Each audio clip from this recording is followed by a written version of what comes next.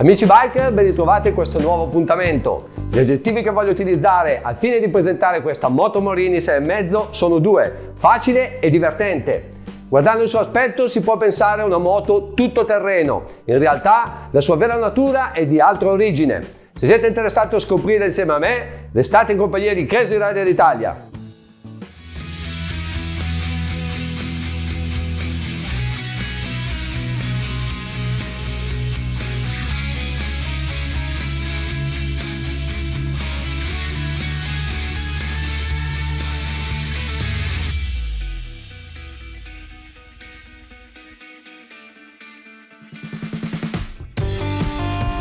Inutile dirlo, non è questa la moto per fare lunghi tratti autostradali.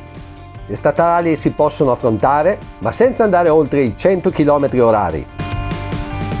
La triangolazione manubrio-sella pedane è azzeccata, anche per me che supero 1,80 m di altezza.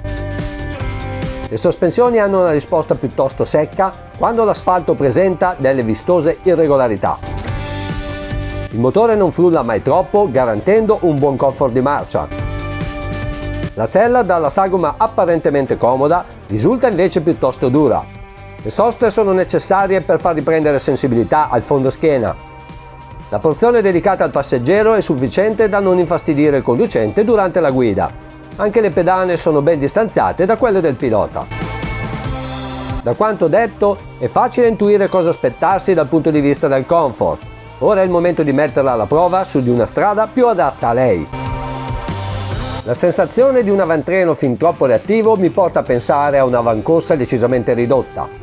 Questa riduzione mi porterebbe a sollevare l'avantreno di qualche millimetro al fine di cercare una manovrabilità più precisa sul veloce.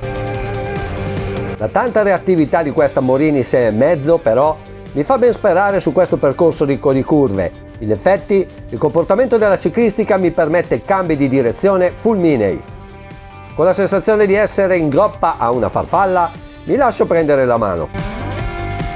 L'interasse generoso e l'inclinazione del canotto di sterzo di 25 gradi mi permettono di forzare l'andatura frenando fino a centro curva.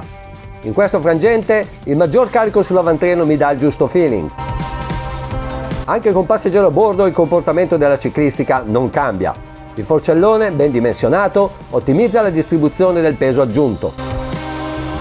La forcella ha una buona scorrevolezza. Il sostegno offerto rallenta efficacemente il trasferimento di carico sull'anteriore. La sua regolazione è possibile sia nel precarico della molla che nella risposta idraulica in compressione ed estensione. Il monoammortizzatore, infulcrato direttamente al forcellone, è regolabile tramite una ghiera non pratica nell'utilizzo. La regolazione idraulica è possibile solo in estensione. Su quest'ultima sono intervenuto chiudendo il registro di 4 clic. Il risultato ottenuto è stato quello di percepire un miglior comportamento dinamico complessivo. Nonostante la rigidità dell'assetto, la 6,5 non si scompone facilmente sulle asperità più accentuate.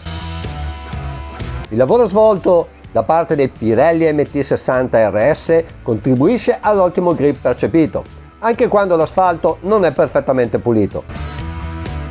I cerchi montano pneumatici tubeless. Condivido la scelta di aver montato un cerchio da 18 pollici all'anteriore.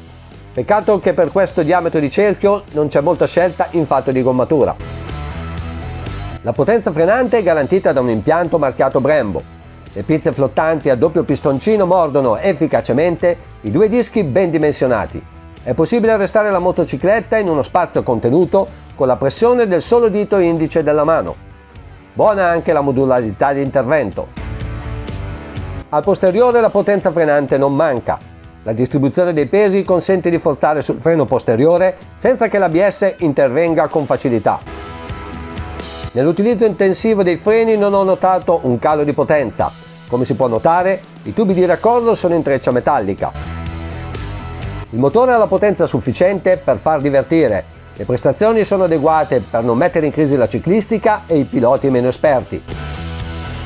Il sound, forse un po' troppo soffocato, può essere migliorato con uno scarico alternativo.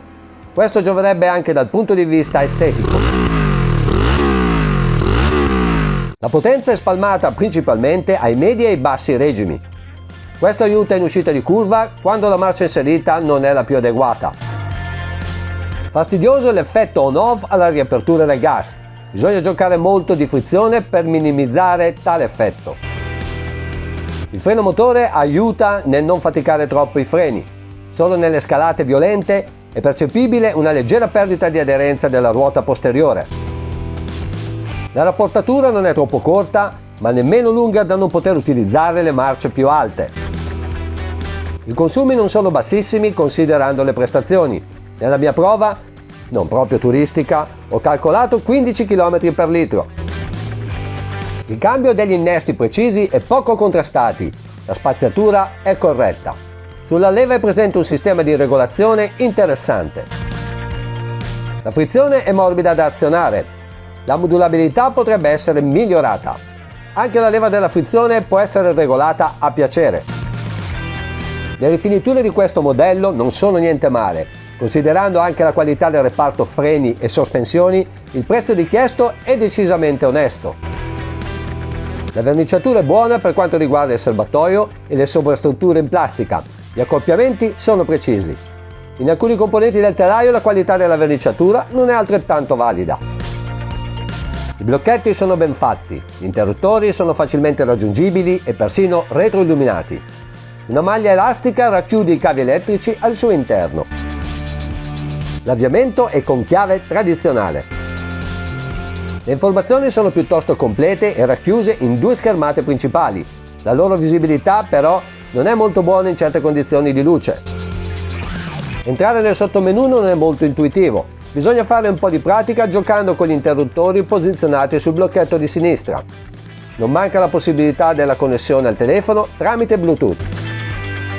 L'impianto di illuminazione è completamente a LED, ben visibile è la luce DRL. Di notte la strada viene illuminata adeguatamente da un fascio ampio e profondo. Ritengo troppo piccolo il fanolino di coda. Di notte si fa notare, ma di giorno la luce stop non è ben visibile in lontananza. In città la 6,5 si comporta come uno scooter. La grande agilità e l'efficacia dell'impianto frenante consentono di muoversi agilmente e in sicurezza. Le continue soste obbligano la ventola di raffreddamento a fare degli straordinari. Il calore del motore si avverte, ma non in maniera fastidiosa. Nelle curve a gomito si riesce a mantenere una traiettoria molto stretta. L'equilibrio dinamico della moto facilita le manovre a bassa velocità. Ancora una volta devo ringraziare la concessionaria Bull di Brescia per avermi dato la possibilità di provare divertendomi questa Moto Morini Scramble 6,5. Un grazie dovuto anche a voi per averci seguito in questo primo test ride svolto per la stagione 2023. Il vostro sostegno è ovviamente importante per consentirci di poter continuare nell'impegno preso.